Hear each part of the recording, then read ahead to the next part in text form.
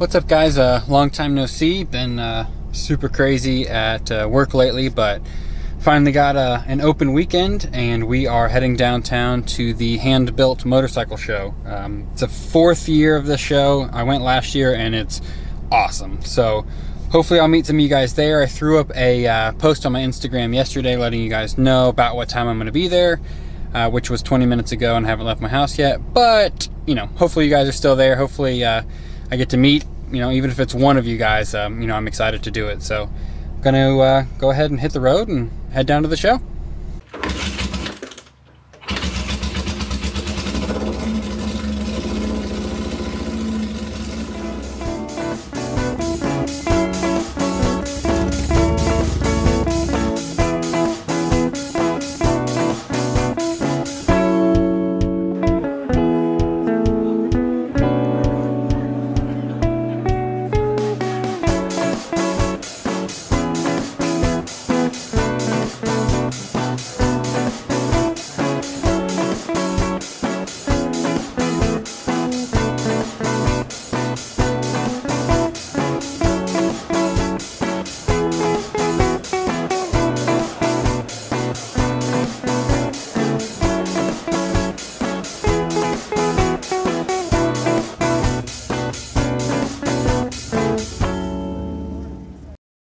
What's up, guys? Back here in the garage, and wanted to kind of give you guys a little bit of an update as to where in the world I've been for the last few weeks, and then also by request had somebody ask me kind of how I got started doing this, building bikes and YouTube and cars and all that kind of stuff. So I figured this would be a good time to kind of go into detail.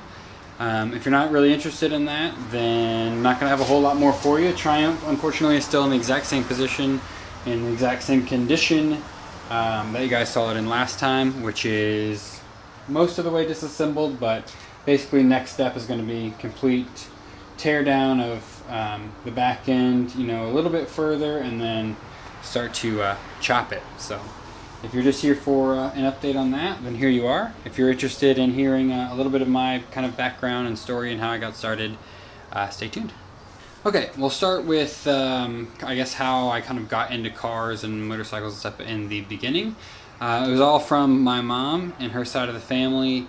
They've always been really into cars and motorcycles, and my grandpa's had like T-buckets and El Caminos and all kinds of stuff, and some Harleys and stuff, mini bikes over the years, which got her really into cars, and then of course that got passed down to me. And my first car was a 67 RS Camaro that was in terrible condition. I had basically a budget. I searched the internet all over the country and finally found one out of California, and I was like, you know, California car, you know, I'm gonna have no rust and no issues whatsoever.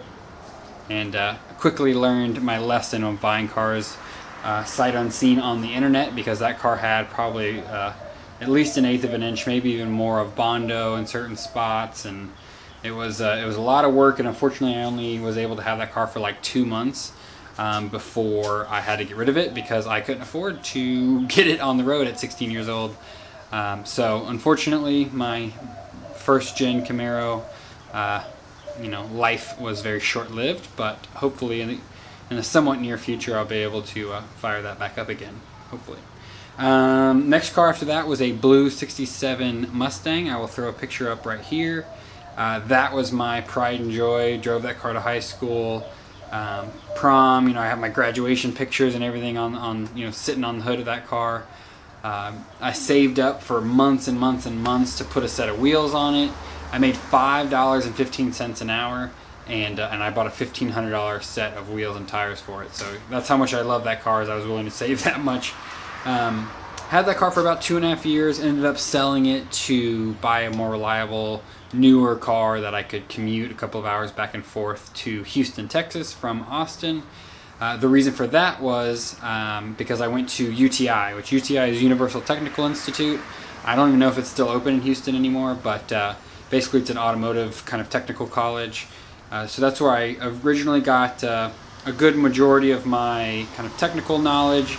I actually only went there for a couple of months because I was fortunate enough to get a job at BMW of Austin. here in Austin. I had a connection through my brother that got me an interview that actually got me the job as a technician there. I continued my automotive education through BMW, so I went to a lot of their technical classes in Spartanburg, South Carolina, and Orlando, and kind of a few other places around the country, and kind of learned my way around to BMW and a lot of general car knowledge and stuff from there. As far as motorcycle knowledge, it's all self-taught. So I've never had any kind of formal training or formal education when it comes to motorcycles. It's all just been out here in the garage and kind of learning as I go, and using any of the knowledge I had on cars and kind of applying it to the motorcycles. A lot of the stuff's very similar. It's still a 4-stroke engine, still a 12-volt electrical system. They do share a lot of similarities and components. So yeah, that's kind of where I got my start in motorcycles. I'm going to kind of run down the list of all the motorcycles I've owned to date. I'll try to go pretty quick. It's not that many, but just to kind of give you an idea of the bikes I've built in the past. So the very first bike I ever bought was actually a bike I still have. It's the CB360 that I have. I think it's a 75, 74, 76, something like that. It was about 4.5 years ago, something like that I bought it. I bought it in about as many pieces as you can buy a bike in, and got in way over my head. Got it home and said, I don't know how to build this. So I had it for maybe a month before I was like, you know what, I need to get a project that's a little bit farther along. I'm ready to ride. I'm ready to get out on the street. I don't want to, sit here and tinker with a bike for 2 years before I can enjoy it. So I scoured Craigslist and I ended up finding a CB750. Similar year, it was a 74. Didn't run, but was pretty much complete. Abandoned project. Guy ran out of money or time or whatever it was. Picked that bike up, and that's the first bike I actually bought, got on the road, and actually, finished, so to speak, and was able to enjoy. So I'll throw a picture of that bike up. After that bike, I had a CB550. That was my first CB550. That made me fall in love with that model. Built my first battery box, cut off and welded on a new frame hoop for the first time on that bike. Painted the gas tank.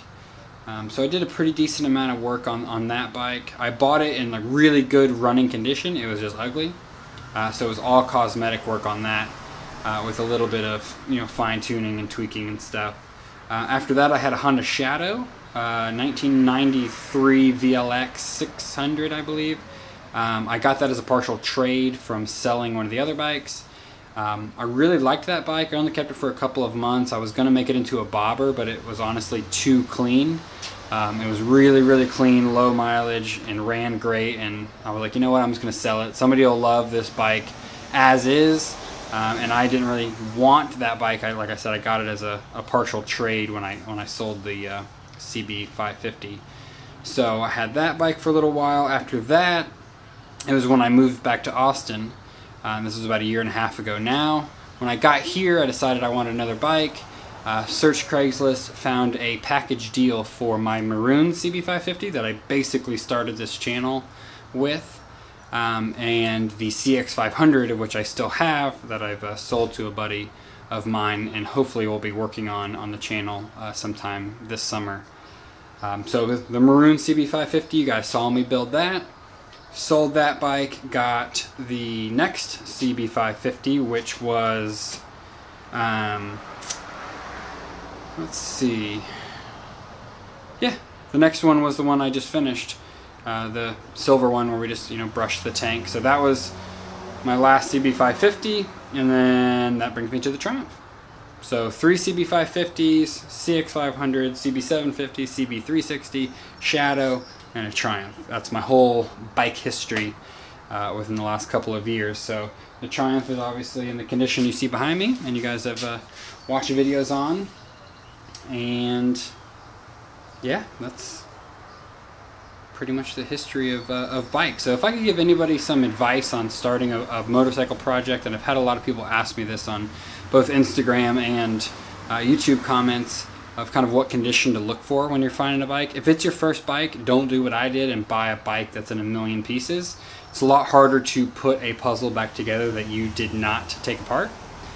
So if you could find a bike within your budget that is as complete as possible. It doesn't necessarily have to be running and totally like rideable, but at least as complete as possible, so that you can be the one that takes the parts off and remembers where they go, and what you need and what you don't need, what you can get rid of, and what's critical to the bike, instead of trying to just build it all completely from scratch the first time.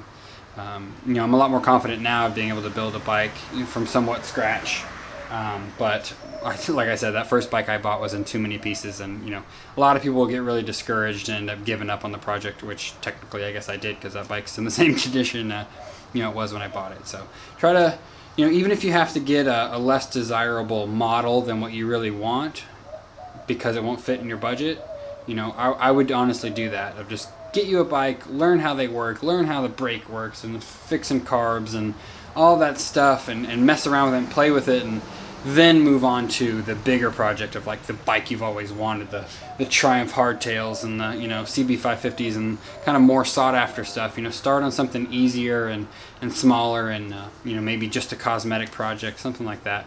I'm not saying you can't start from a crazy project, but if you want to enjoy the bike quickly and not get discouraged on the project, that's kind of what I would encourage you guys to do. So I hope I didn't ramble on too long. I hope some of you guys found that interesting. By all means, throw some comments down below if you guys have any questions or want to know anything else about kind of where I started. And that's going to do it for this video. A lot of stuff coming up soon. I'm going to have some more free weekends and stuff now, so we're going to get to chopping on the Triumph. I have a whole nother huge project that you guys are currently sitting on top of that I haven't even touched on the channel. The only person on the channel knows about it is the subscriber I met at the Handbuilt show that I talked a little bit about this project. So I'm really excited about it. It as a little hint, it's something I have owned before, not this exact one, and it does have 4 wheels. So cool. Stay tuned, guys, and I'll try to get on a regular schedule again now that we're getting out back here in the garage, and I'll catch you guys in the next one.